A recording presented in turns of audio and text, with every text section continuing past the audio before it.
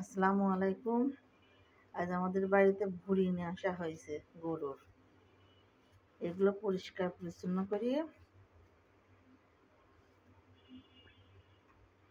রান্না হবে। গরম পানিতে ভিজিয়ে রাখি যাতে বরের গন্ধটা চলে যায়। পরিষ্কার পরিচ্ছন্ন করে তারপরে নুন হলুদ দিয়ে জ্বালানো হবে। গরুর ভুঁড়িটা সুন্দর করে পরিষ্কার করে নিতে হবে। বেশ 60% পরিষ্কার হয়ে গেছে, এখন বাকিটা পরিষ্কার করে নিতে হবে।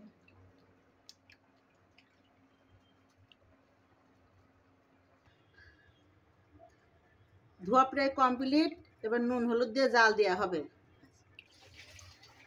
এদিকে ভুঁড়িটা চুলার পর চাপিয়ে দিয়েছি নুন হলুদ দিয়ে জাল দেওয়ার জন্য।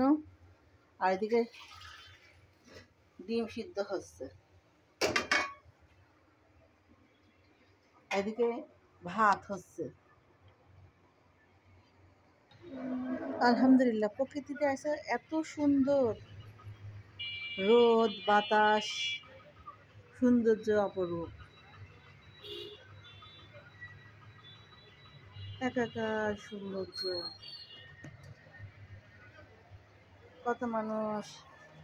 কত মানুষ বাজারে যাচ্ছে, কর্মস্থলে যাচ্ছে, কত মানুষের কত প্রয়োজন, রোদ বৃষ্টি সব কিছুই মাথায় চেপে তার প্রয়োজন মেটায়। আজ বাড়ি ঘর সব গোছানো সারা, শুধু রান্নাটাই বাকি আছে। আলহামদুলিল্লাহ, ওইটাও হয়ে যাবে। শরীরটা খুব একটা ভালো না,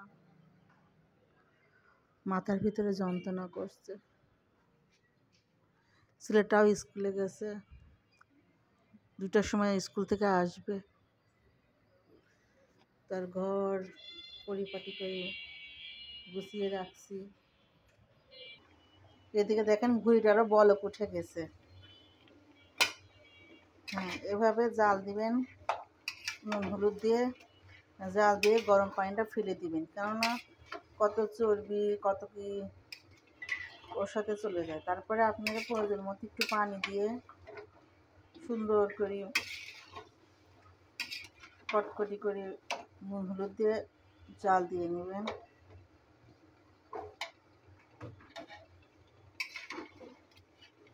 ভুঁড়ি খেতে বেশ ভালোই লাগে আলহামদুলিল্লাহ। এদিকে ইন্ডাকশনের উপরে ভাতটা হচ্ছে।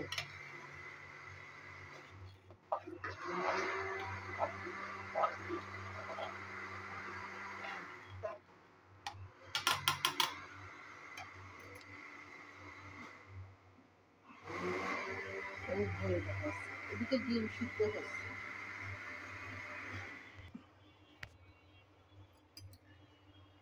ভুঁড়িটা আমার জাল হচ্ছে।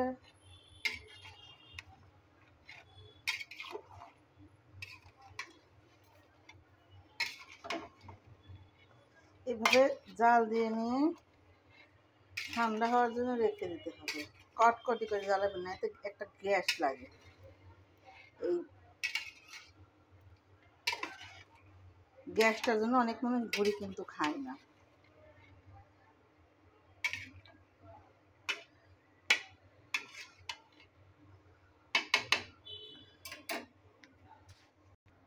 কচু দিয়ে ডিম দিয়ে রান্না হবে। একটু ভাতটা হওয়ার পথে, আর একটু হলেই হয়ে যায়। আর এদিকে তো এটা হচ্ছে। আমার দাদি বলতেন, মেয়েদের কাজই তার পরিচয়। যে নারী মেয়ে কিংবা নারী যত কাজে পারদর্শী, তার সৌন্দর্য তত বেশি। তো আগেকার মানুষের কাজ আর এখনকার মানুষের কাজ অনেক পার্থক্য। এদিকে আমার ভুঁড়িটা প্রায় হওয়ার দিকে।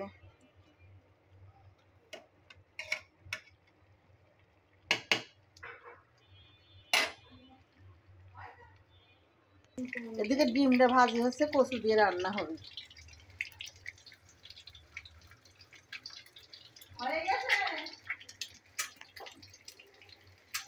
আলহামদুলিল্লাহ, আমি ভিডিওটা আর বাড়ালাম না, এখানেই শেষ করলাম। আল্লাহ হাফেজ।